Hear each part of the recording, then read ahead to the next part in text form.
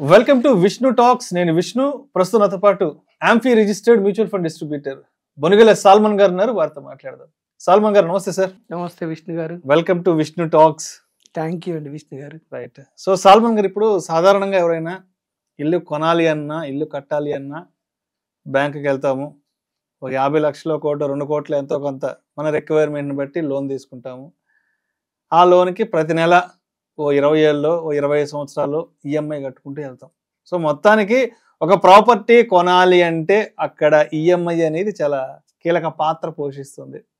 ఒక ప్రాపర్టీ కొనుగోలు గురించిన డిస్కషన్ స్టార్ట్ అయిన వెంటనే సో ఈఎంఐ అనేది అందరినీ భయపెడుతూ ఉంటుంది. కాబట్టి సరే, ఇప్పుడు ఒక 1 కోటి రూపాయల్లో ఇల్లు కొనాలి అంటే మరి ఈఎంఐ బెడద లేకుండా, ఈఎంఐ భయం లేకుండా సో ఇల్లు కొనడం సాధ్యం అవుతుందంటారా?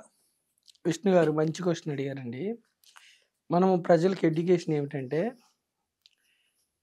ఈఎంఐ లేకుండా ఇల్లు కొనటం ఎలా, జీవితం మొత్తం సాఫీగా సుఖంగా ఉండటం ఎలా ఎడ్యుకేట్ చేయదలుచుకున్నాం మీ విష్ణు టాక్స్ ద్వారా. చూడండి విష్ణు గారు, ఇప్పుడు మన హైదరాబాద్లో ఫ్లాట్ 1 crore ఉంటుంది అటు ఇటుగా. Property cost 1 crore. Initial margin around 20%, అంటే 20 lakhs. లోన్ 80 lakhs, 80 లక్షలు. ఇంట్రెస్ట్ రేటు అంటే మారుతూ ఉంటుంది. ఉదాహరణ చెప్తుంది 8.5 అనుకోండి. టెన్యూర్ 45 years వ్యక్తి తీసుకుంటే 15 years ఇస్తారు. ఇక 60 కంటే ఎక్కువ ఉంది కాబట్టి 40 years వ్యక్తికి అయితే 20 years వరకు కూడా ఇస్తారు. యూత్ అయితే లాంగ్ టర్మ్ కూడా ఏజ్ తగ్గే కొద్దీ మనకి టెన్యూర్ పెరుగుతూ పెట్టుకోవచ్చు. సరే, నేను 45 years వ్యక్తికి చెప్తున్నాను. నెక్స్ట్ ఎపిసోడ్లో మనం 20 years టెన్యూర్కి, 25 years టెన్యూర్కి కూడా మనం చెప్తాం. సరే, 15 yearsకి 80 lakhs గాను 77,300 సుమారుగా ఈఎంఐ పడుతుంది. 15 సంవత్సరాల పాటు కట్టాలి. అయితే ఇప్పుడు down payment 20 lakhs, processing loan processing ఒక 20,000, registration charge 7 lakhs, stamp duty 4 lakhs, around 31 lakhs down payment చేయాలి. మిగతాది 80 lakhs లోన్కి వెళ్తాడు. అయితే మనం ఏం చెప్తున్నామంటే, ఈ రోజే అతను ఇల్లు కొని ఒక 7 years పాటు ఈఎంఐ 77,000 లెక్కన 7 years పాటు కట్టాడు. నెలకి 77,000 ఇల్లు కొన్నాడు. 7 years ఉన్నాడు. 7 years తర్వాత చూసుకుంటే అతనికి 80 లక్షల లోన్లో ఇంకా 54 లక్షలు డ్యూ ఉంటుంది. ఈరోజు ఇల్లు కొన్నాడు 2025లో, 7 years పాటు ఈఎంఐ కట్టాడు. కడితే ఇంకెంత ఉంది అప్పు అని చూసుకుంటే 80 లక్షల్లో ఇంకా 54 లక్షలు అప్పు ఉంటుంది. ఓకేనా విష్ణు గారు? అయితే మనం ఏం చెప్తున్నామంటే, సొల్యూషన్ ఏమిస్తున్నామంటే ఈరోజు 2025లో కొనకుండా ఒక 7 years అంటే 2032 వరకు ఆగండి. ఒక 7 years ఆగండి. 7 years ఆగితే ఎలా, ఏమిటి? ఇప్పుడు ఇన్ఫ్లేషన్ ఒక 5 to 6% ఉంటుంది ఇంటి మీద. 5% ఎజ్యూమ్, కొంచెం ఎక్కువ ఉండొచ్చు, నేను కాదనట్లేదు.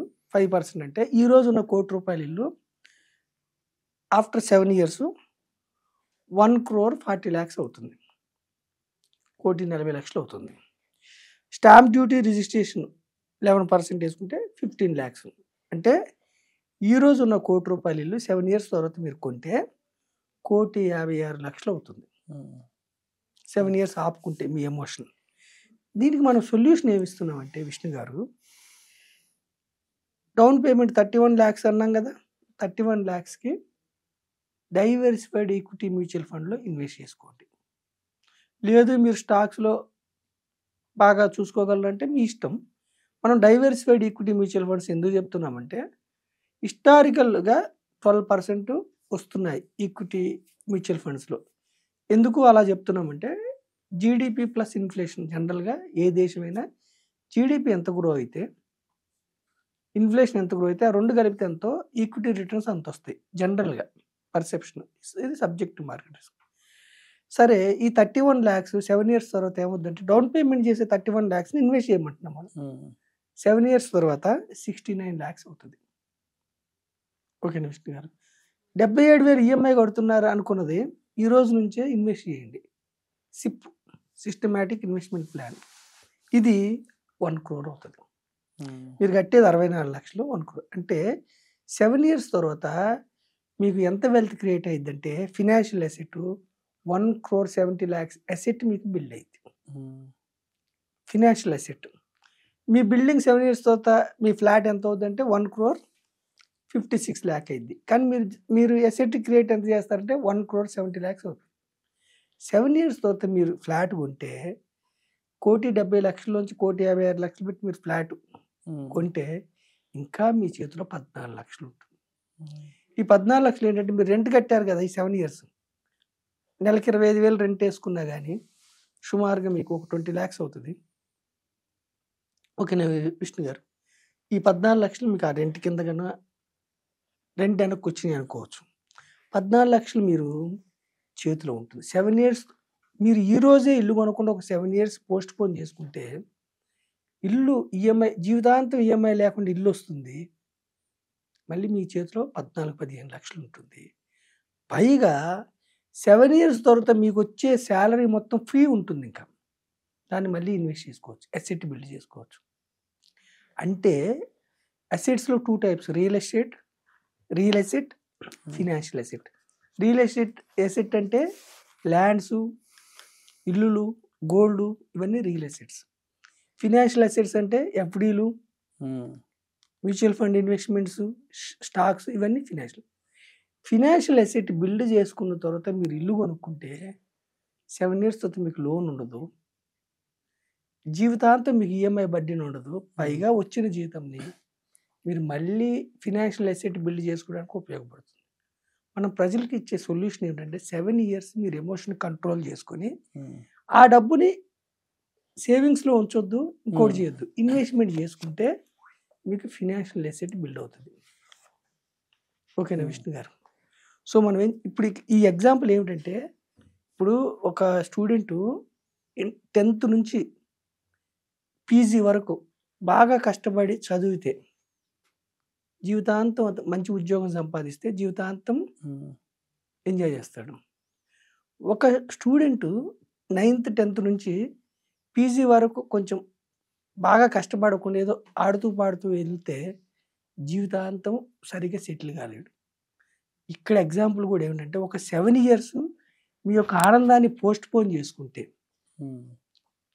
వెంటనే కొనకుండా, ఆర్థిక ప్రణాళిక లేకుండా వెంటనే ఇల్లు కొనకుండా ఒక ఫినాన్షియల్ అసెట్ బిల్డ్ చేసుకుని మీరు ఇల్లు కొనుక్కుంటే జీవితాంతం మీరు ఈఎంఐ లేకుండా సుఖంగా ఉండొచ్చు. పైగా మీరు వచ్చే డబ్బుని మళ్ళీ ఫినాన్షియల్ అసెట్లోకి మళ్ళించి చక్కని ఫినాన్షియల్ అసెట్ బిల్డ్ చేసుకోవచ్చు. సో మీ ఎపిసోడ్ ద్వారా నేను ప్రజలకి ఏం చెప్తున్నానంటే, వెంటనే డౌన్ పేమెంట్ కోసం ఒక పర్సనల్ లోన్ తీసుకోవటం, అప్పు చేయటం చేసి ఈఎంఐలు ఇరుక్కుని వెంటనే ఇల్లు కొనుక్కోకుండా ఒక ఫినాన్షియల్ అసెట్ బిల్డ్ చేసుకున్న తర్వాత ఒక 7 years పోస్ట్ పోన్ చేసుకుని ఒక ఫినాన్షియల్ అసెట్ బిల్డ్ చేసుకుని ఒక ఆర్థిక భరోసాతో ఇల్లు కొనుక్కుంటే జీవితాంతం ఈఎంఐలు లేకుండా సుఖంగా ఉండొచ్చు. Thank you sir. Thank you so much Salman garu. Thank you అండి విష్ణు గారు.